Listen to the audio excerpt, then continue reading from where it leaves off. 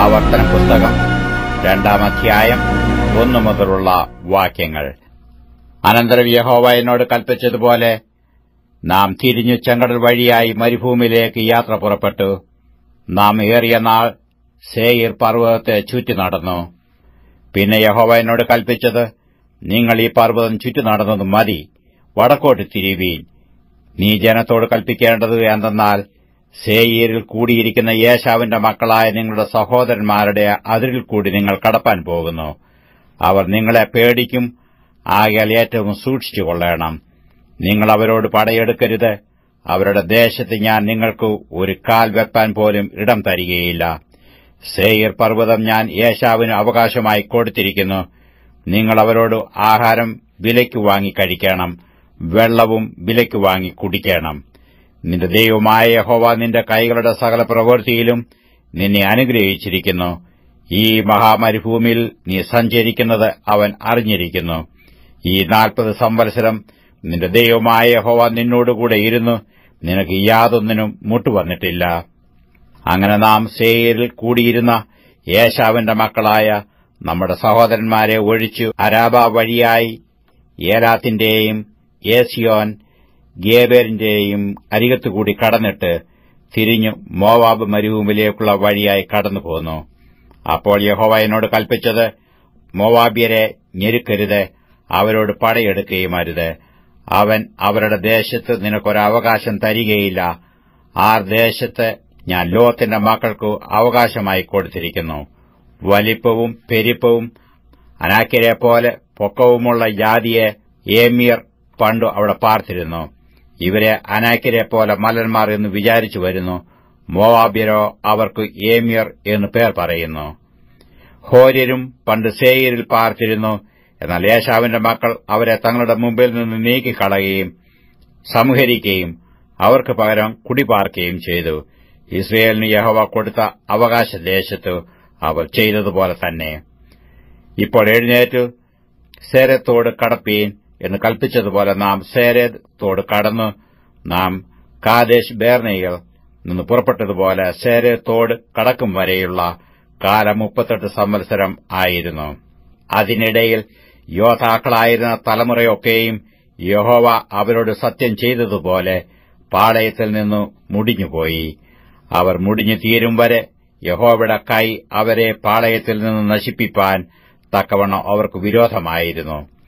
ഇങ്ങനെ യോദ്ധാക്കളൊക്കെയും ജനത്തിന്റെ ഇടയിൽ നിന്ന് മരിച്ചു ഒടുങ്ങിയ ശേഷം യഹോവ എന്നോട് കൽപ്പിച്ചത്, നീ ഇന്ന് ആർ എന്ന മോവാബ് ദേശത്തു കൂടി കടപ്പാൻ പോകുന്നു.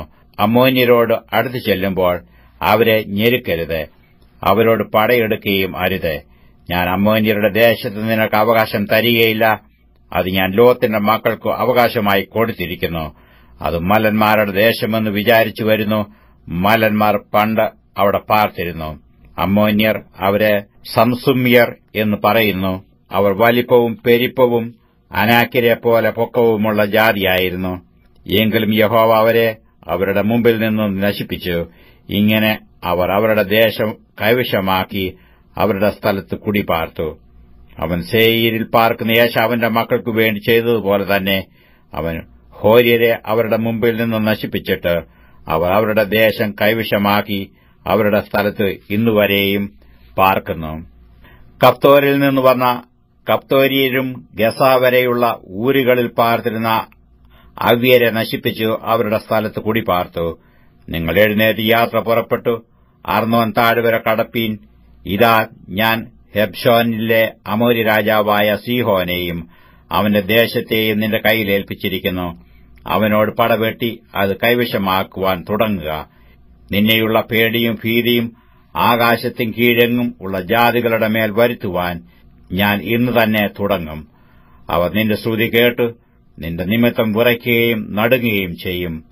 പിന്നെ ഞാൻ കേദോമോത്ത് മരുഭൂമിയിൽ നിന്ന് ഹെശ്ബോനിലെ രാജാവായ സീഹോന്റെ അടുക്ക സമാധാന വാക്കുകളോടുകൂടെ ദൂതന്മാരെ അയച്ചു. ഞാൻ നിന്റെ ദേശത്തുകൂടി കടന്നു പോകുവാൻ അനുവദിക്കണമേ. ഞാൻ ഇടത്തോട്ടോ വലത്തോട്ടോ മാറാതെ പെരുവഴിയിൽ കൂടി മാത്രം നടക്കും. സേയീരിൽ പാർക്കുന്ന ഏശാവിന്റെ മക്കളും ആരിൽ പാർക്കുന്ന മോവാബ്യരും എനിക്ക് തന്നതുപോലെ നീ വിലയ്ക്ക് തരുന്ന ആഹാരം ഞാൻ കഴിക്കുകയും വിലയ്ക്ക് തരുന്ന വെള്ളം കുടിക്കുകയും ചെയ്തുകൊള്ളാം. യോർദാൻ കടന്നു ഞങ്ങളുടെ ദൈവമായ യഹോവ ഞങ്ങൾക്ക് തരുന്ന ദേശത്ത് എത്തുവോളം കാൽനടയായി പോകുവാൻ മാത്രം അനുവദിക്കണമെന്ന് പറയിച്ചു. എന്നാൽ നാം തന്റെ ദേശത്തുകൂടി കടന്നു പോകുവാൻ ഹെശ്ബോനിലെ രാജാവായ സീഹോൻ സമ്മതിച്ചില്ല. ഇന്ന് കാണുന്നതുപോലെ നിന്റെ ദൈവമായ യഹോവ അവനെ നിന്റെ കൈയിൽ ഏൽപ്പിക്കേണ്ടതിന് അവന്റെ മനസ്സ് കടുപ്പിച്ചു അവന്റെ ഹൃദയം കഠിനമാക്കി. യഹോവ എന്നോട്, ഞാൻ സീഹോനെയും അവന്റെ ദേശത്തെയും നിന്റെ കൈയിൽ ഏൽപ്പിച്ചിരിക്കുന്നു. അവന്റെ ദേശം കൈവശമാക്കേണ്ടതിന് അത് അടക്കുവാൻ തുടങ്ങുക എന്ന് കൽപ്പിച്ചു.